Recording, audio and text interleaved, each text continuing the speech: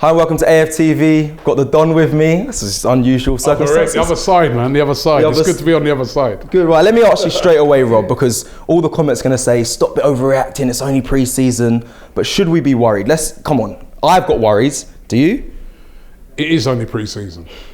It is only pre-season. So, but all I'm worried about, two things I'm worried about. A bit worried about Aubameyang because he missed 3 sitters in the game. And he didn't look good in the last game either. But he's pre-season. He's got time to improve, right? But certainly he doesn't look at it at the moment. No, he looks off the pace.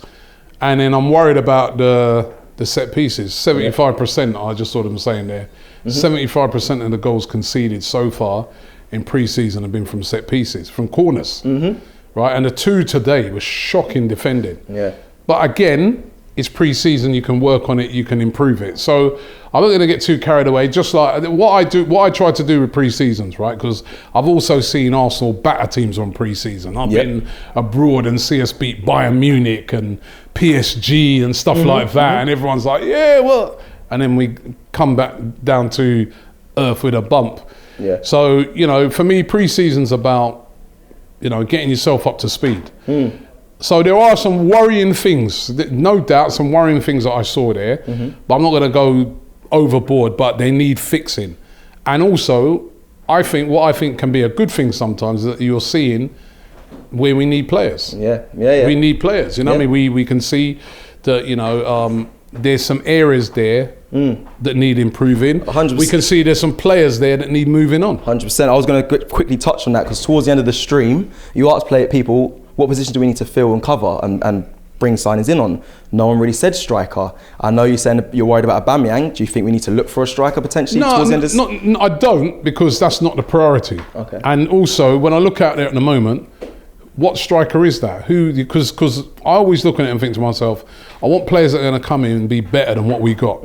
Who are those strikers that we could go out there and get right now that will be better than what we got, unless we went to get somebody like a Haaland, which is unrealistic because we can't afford him and we ain't got no Champions League football. So that's not the priority right now. We got enough strikers. Remember, we still got Martinelli as well. Yes. They'll improve, they'll get better. I'm worried about the performance of Aubameyang in the game today, but he's still got weeks and weeks to put that right. True. But there's other areas of the team that need fixing. You know what I mean? And sometimes you need freshening up. So we need a defensive midfielder. I saw El Neni playing today. No, not for me. Not for you. Time for a change. He's been here a long time. He's been okay. He's always gone on there giving 100%, tried to not to let us down, but he's not the answer. We need a defensive midfielder. We need a quality one, right? Especially with Xhaka going, right? Because Xhaka is going to go. So we need a quality defensive midfielder. We need a creative midfielder, right? 100%. Even though I thought today we created a lot. We played well. We was very creative today, but we need a creative midfielder. Thoughts on Willock that he came back in today? Thoughts on him? Well, he's only in there for a short time, but you know he's not a creative midfielder. We need a creative midfielder, and we need a right back. Again, today, even on that second goal, that was Bellerin again who lost his man. Right, defensively not good enough. Right, not scapegoating or nothing, but again, a player who's been there for a long time. I think he's going to move on. In the summer, we need a right back. So those 3 positions. So are you saying Cedric's not first choice? No, he's not. Is Cedric good enough to get us into the top 4? I think he done nothing wrong personally. No, he did all right today, and he's all right. But we've got a lot of players that are all right. Yeah, agreed. And you don't get into the top 4 by being all right. Okay. Yeah, and that's got to be the aim this season. And if the aim is to try to get into the top 4. Right, you've got to give the guy the resources to get into the top 4, and it's not Bellerin and it's not El Neni. They're not top 4. They're not players that are going to get you into the top 4. Do you believe there's signings that we can make to get us to the top 4 this season? Yes, I do. I think he's still a big ask, because you see all the other teams we was talking on the stream, and you see what Man United are doing. Varane. You know, Jadon Sancho. They're serious. They already had a strong team and they're strengthening seriously. Chelsea will do the same, City will do the same, Liverpool will do the same. That was your top 4 last year. So it's going to be really difficult to get into the top 4. But one thing I can definitely tell you is you ain't getting in there with El Neni and people like that. Fair. So those areas have to be strengthened. They have to be. Yeah. If you're going to get anywhere near that. Still got Leicester there. You still got Tottenham. You know, so Aston Villas, there's other Villas and teams like that, Everton. Yep. So if you're not serious about the signings, so you don't get the right signings in, and we're not serious about that, and if we go little half-hearted signings and not getting the proper players in, we will not get even into the top 6. That's the reality of the situation. Signings are important, and there's players in Arsenal's team at the moment that have been here for a long time. Kolasinac, Bellerin, El Neni, I can name out loads of them. They've been around the club for a long time. Not necessarily always been bad, right? But the thing is, they're done. They're tired now. They need a new challenge, and you probably see some of them go elsewhere and do well because they need a new challenge, and we need new blood in those areas if we're to push for the top 4. You see the difference, like when you bring in a player like a Kieran Tierney. You see the difference they instantly make, right? Because they're hungry, they're fresh, you know. And some of the good signs I saw today, I thought Partey played very well. That was gonna be my next question. Who stood out for you? Who stood out for you in today's game from Arsenal and surprised you? Partey, Pepe, I thought looked lively as well. I like that Nuno Tavares had a very good game, scored a nice goal. You know, those 3 for me. I thought in the first half, you know, I like the way we moved the ball around. Smith Rowe was good.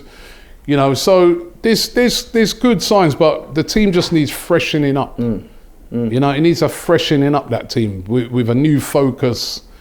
And there's too many players there that just been around for a long time, and you know, it's like that's what it is. That's what it is. It's the old players, but there's been no new results. They've been around this club for a long time, and nothing's really improved. Exactly, Willian and all these players, right? You know, not who's been there a long time, but those men are not. It's not the level. They're not the answer right now, and I want to rather see some fresh, hungry. You saw that Nuno Tavares.